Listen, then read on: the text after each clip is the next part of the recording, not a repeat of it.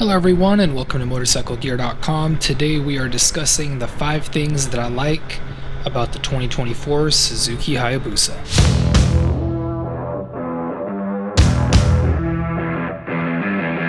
Alright, so on a side note, I do have to say I am still blown away by the fact that lane splitting and lane filtering in California is legal. That is just wild to me because obviously in Texas that would definitely be a ticket and it would definitely be frowned upon. So earlier I was actually lane splitting right by a cop and he even moved over to give me more space, which my brain was just like, what is happening right now? This is amazing. So seriously, the coolest thing ever. I really do wish that all states did that. But anyway, welcome back everyone. Today I am once again riding the Suzuki Hayabusa, and it is time to talk about the 5 things that I like about this bike. I have had a chance to ride it in multiple environments. I've done some urban city streets, a little bit of freeway riding, some canyon twisties. Really have gotten a chance to get a good feel for it, so let's go ahead and dive into this list. Number 1 on the list of 5 things that I like about the Suzuki Hayabusa is not only the fact that the bike has a ton of power, but also that you get to choose how that power is delivered. Let's start with the first and obvious. With the 1300cc inline 4 making roughly 190 horsepower, this bike is fast. I mean super fast. It will comfortably get you into the triple digits before you had a chance to blink, and if you are a speed junkie, this bike will not disappoint at all. Passing, merging onto the freeway, and having fun during spirited rides is just effortless for the Hayabusa. At no point in any situation during my time with this bike that I think it needed more. It just simply doesn't. It's fast and I absolutely love it. But with that being said, you also don't always ride flat out. Well, at least I don't. And also some high power bikes are just too twitchy with the throttle input because of that high horsepower count, right?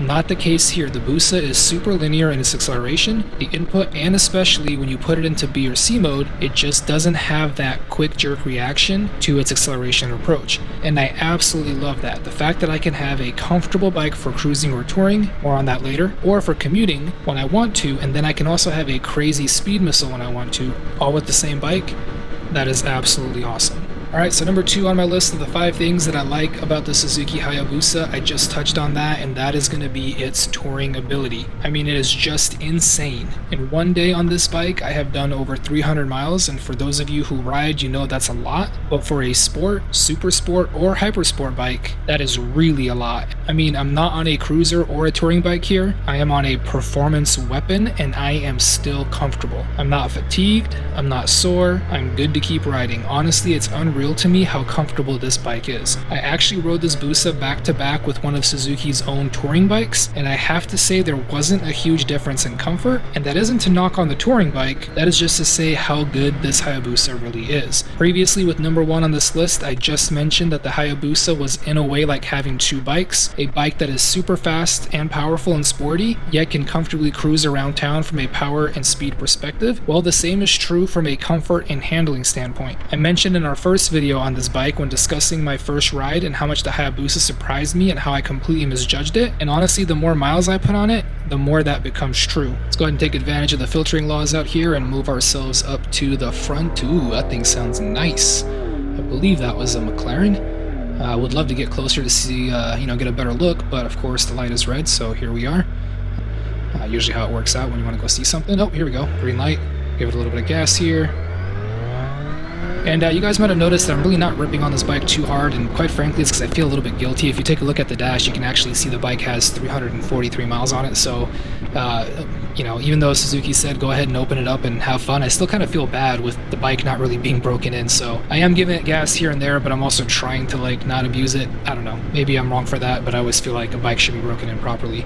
Anyway, I love riding out here on the PCH. If you look over to the right, beautiful view. As soon as you get over this kind of hump, crest, hill, whatever you want to call it, you get this beautiful beach view, which is absolutely amazing. So really hard to complain. You've got a wonderful road with some curves in it, some hills in it, a beautiful view on your right, and obviously a wonderful bike here with the Hayabusa. Granted, the weather's a little bit gloomy today, but even still, I genuinely can't complain. But anyway, let's go ahead and get back to the topic at hand. So as I just mentioned, the PCH is a wonderful ride, but there are parts, notably when you get to say, downtown Newport or downtown Laguna, where it does kind of tend to back up with traffic, so you do have to slow down, and still no issues. Fully comfortable, fast, slow, stop and go, one-handed, two-handed, doesn't matter. Still completely comfortable, and that is truly impressive. Okay, so number 3 on the list is going to be the quick shifter. Here's the thing. I am a bit picky when it comes to quick shifters. Matter of fact, if it isn't great, I won't even use it, and I will just go back to standard clutch operation. I am happy to report that the quick shifter on the Hayabusa is absolutely top notch. Very smooth, and in my time with the bike, I have had no issues with jerkiness, missing gears, or hesitation. Whether it's up or down, it always did exactly as I expected it to, and I mentioned earlier about touring comfort. The quick shifter definitely adds to that, as it's so smooth that even when I'm putting around in stop and go traffic, I can ride one-handed and shift without any issues or fear of balance loss from jerkiness or kickback. So job well done on the quick shifter, Suzuki. It's absolutely fantastic.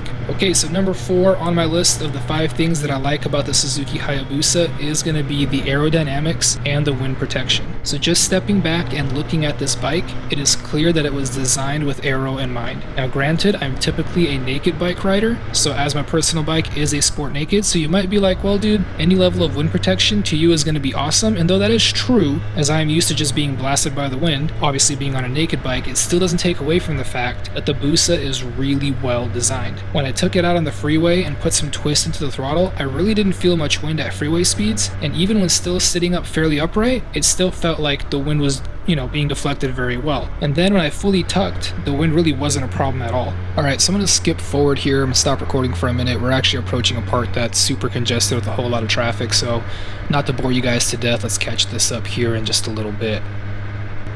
Alright, and we're back. We got past the part that has all the slow parts and congestion. It's kind of the downtown area where all the shops are, and there's a whole lot of pedestrians and things that kind of make you go super slow. But anyway, back to the topic at hand. I don't consider myself overly tall at roughly 6 foot, but on other bikes that I have ridden, it seemed like the wind protection just moved the air away from my chest and right into my head, right? Not the case here. I feel like the bike is doing its job really well and completely protecting me from the wind. So obviously I can't fully translate that, but this might be a really good option for bigger riders out there who have experienced this problem in the past with not getting enough wind protection. Also, the aero seems to work really well at speed too, as the bike just feels very stable and planted. On other bikes, I have experienced a lot more movement at freeway speeds caused by grooves in the road and from random wind gusts. The Busa just felt planted, and I'm sure weight has a bit to do with it, but it also just felt like the aero added that steady planted feeling where the bike just felt sucked into the ground. Alright, so we've made it to the end of the list, and last but not least is number 5 on my list of 5 things that I like about the Suzuki Hayabusa, and this is that it is big, but it doesn't feel big. You're probably sensing a theme here, right? As all the items on this list so far kind of relate to each other. So let me go ahead and explain. The Hayabusa has a wet weight of 582 pounds, and it is fairly long,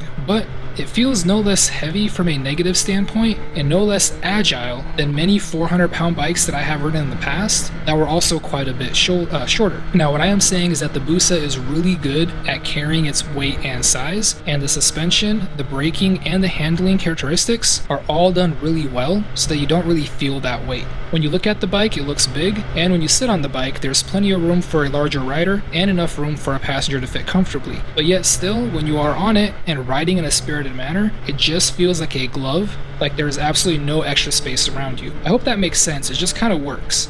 And the size and weight of the bike combined with the aero makes the bike feel extremely stable. It just tracks so well and just stays straight. I really do like that. This goes back to my comment earlier on touring. I do believe that the super straight and steady track that it has really adds to that touring comfort. Alright, so I've said it multiple times now, but I think that has to be the theme here. All 5 items on this list point out to the fact that the Hayabusa, though known for its speed and performance, which are undeniable, is really just a great, well-rounded bike that can do many things really well. With that said, that's my list of 5 things that I like about the Suzuki Hayabusa. Be sure to visit Motorcyclegear.com. We would love to help you out with your motorcycle gear needs. You can also hit us up via phone or email. And if you'd like to share your thoughts on this video or the Hayabusa, feel free to drop us a comment down below. Thank you all for watching. Till next time.